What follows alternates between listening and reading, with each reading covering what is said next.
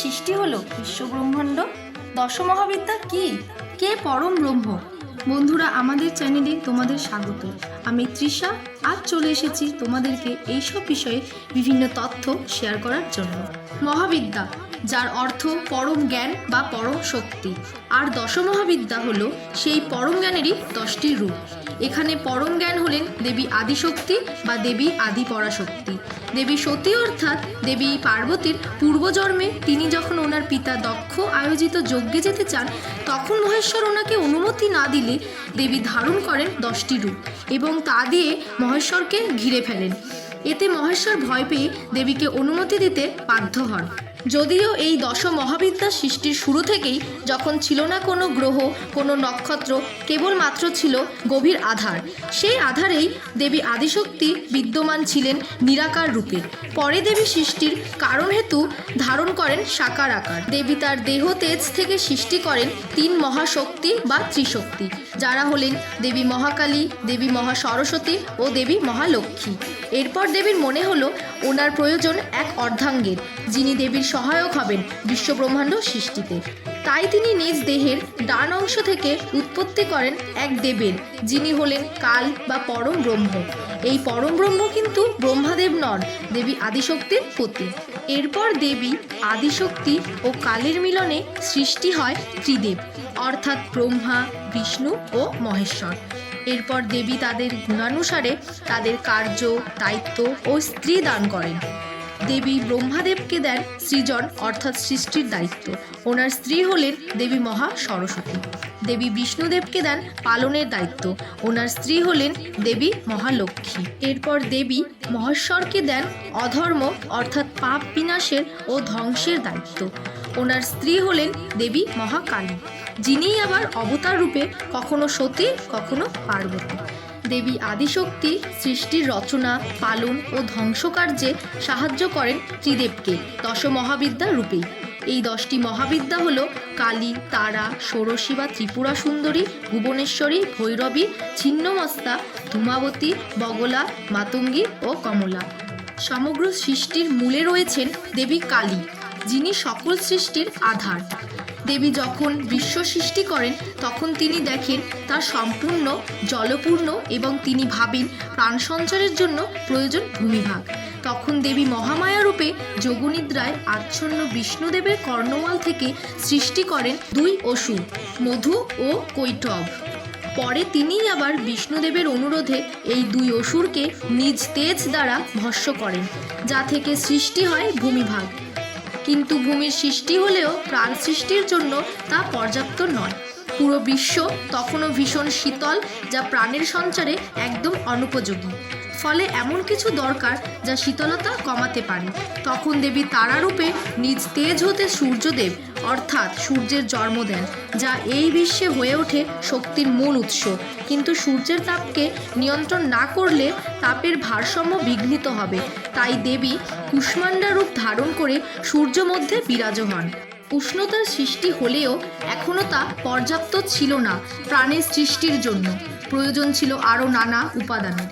তখন দেবী ষোড়শী রূপ ধারণ করে সৃষ্টি করেন প্রকৃতি, নদ নদী, সাগর, ঋতুচক্র, বৃষ্টিপাত প্রভৃতির ও ব্রহ্মাদেবকে আদেশ দেন জীবজগতের সৃষ্টি করতে। এরপর শুরু হয় জীবের বংশবৃদ্ধি। এরপর দেবী ঠিক করলেন জীবজগতের সকলকে তাদের কর্ম অনুযায়ী লোক প্রদান করার। তখন তিনি দেবী ভুবনেশ্বরী রূপ ধারণ করে 14টা ভুবন বা লোক সৃষ্টি করেন, যার মধ্যে প্রধান 3টি লোক হল স্বর্গলোক, মর্তলোক ও পাতাললোক, এবং বলেন কেউ বিনা অনুমতিতে অন্য লোকে প্রবেশ করতে পারবে না। দেবী যেহেতু এই ভুবনগুলির ঈশ্বরী, তাই দেবীর নাম হয় ভুবনেশ্বরী। সকলের লোক নির্ধারণ করলেও দেখা যায় শুধু হয়ে চলেছে সৃষ্টি, কিন্তু কোনো কিছু শুরু থাকলে শেষ তো থাকতেই হবে। তখন দেবী তার পঞ্চম মহাবিদ্যা অর্থাৎ দেবী ভৈরবী রূপে জীবের আয়ু ও মৃত্যু নির্ধারণ করেন এবং মৃত্যুর পর তাদের কর্মফলস্বরূপ নির্মাণ করেন মৃত্যু লোকের, এবং তার শাসক কর্তা হিসাবে যমকে তার দায়িত্ব দেন ও বলেন মৃত্যুর পর জীবের কর্মফলস্বরূপ তাকে স্বর্গ বা নরকে পাঠানো হোক। একদিন অসুররা দেবী ভুবনেশ্বরীর বানানো নিয়ম ভেঙে স্বর্গলোক আক্রমণ করলে দেবী তার 64 যোগিনীদের নিয়ে তাদের ধ্বংস করেন। কিন্তু এই যুদ্ধের পরে দেবীর 64 যোগিনীদের খুব খিদে পাওয়ায় দেবী তার মুণ্ডচ্ছেদ করে তার যোগিনীদের সেই রক্ত পান করান এবং তাদের ক্ষুধা নিবৃত্তি করেন। দেবী এই রূপে তার শিষ্ট জীবের মনোকামনা ও বাসনাকে নিয়ন্ত্রণ করেন। তাই দেবীর পদতলে কামাসক্ত কামদেব ও তার স্ত্রীরতিকে দেখা যায়। এরপর জগতের সব কার্য ও নিজ সন্তানদের জীবনযাপন দেখে দেবী খুব প্রসন্ন হন। কিন্তু দেবতারা এসে দেবীকে বলেন মৃত্যুর পরে নরকলোকে পাঠিয়ে শাস্তি দেওয়ার জন্য। জীবিতকালে শাস্তির ভয় সকলের মন থেকে চলে যাওয়ায় তারা অসৎ পথ অনুসরণ করছে। তখন দেবী তার বিষণ্ণা দেবী ধূমাবতী রূপে সকলের কর্মফল তাদের জীবনকালেই দেন, যেমন বন্যা, খরা, দুর্ভিক্ষ, দুঃখ, অসুখ, জরা প্রভৃতি। দেবীর সাদা বস্ত্র ও বিধবা বেশ অর্থ কেউ দেবীর আপন নন, সকলেই ওনার কাছে সমান। কিন্তু পরক্ষণেই দেবী উপলব্ধি করেন যে জগৎমাতা হওয়ার সুবাদে সন্তানকে শুধু শাস্তি দেওয়াই ওনার কাজ নয়, তাকে সঠিক পথে চালনা করাও ওনারই দায়িত্ব। এছাড়াও কেউ যদি একবার ভুল করে তবে এমন নয় যে সে ভালো হবে না। তাই দেবী বগলামুখী রূপে তার সন্তানদের সঠিক পথে চালনা করেন ও কটুবাক্য বলা থেকে বিরত করেন। কিন্তু তবুও কেউ যদি কটুবাক্য বলা থেকে বিরত না হয় তবে তিনি তার জিভ টেনে ছিঁড়ে নেবেন। এরপর দেবী সঠিক ও ভুলের জ্ঞান দানের জন্য ধারণ করেন মাতঙ্গী রূপ, যে রূপে তিনি প্রকৃতিতে জ্ঞানের সঞ্চার করেন এবং কলার সৃষ্টি করেন। তারপর দেবী বলেন আমি আমার এই রূপেই প্রকৃতিতে ছন্দ, সুর, তাল ও জ্ঞানের সঞ্চার করলাম। তাই দেবীর এই রূপকে দেবী সরস্বতীর তান্ত্রিক রূপও বলা হয়। দেবী এরপর ভাবলেন তার সন্তানদের নিজের জীবনের মূল্য বোঝানো দরকার। তখন তিনি ধারণ করলেন দেবী কমলার রূপ। এই রূপে দেবী জগতে স্ত্রীর সৃজন করেন ও ধনসম্পত্তি দান করেন, যার জন্য তার সন্তানদের জীবন সুষ্ঠুভাবে পরিচালিত হয়। এই জন্য দেবীর এই রূপকে দেবী লক্ষ্মীর তান্ত্রিক রূপও বলা হয়।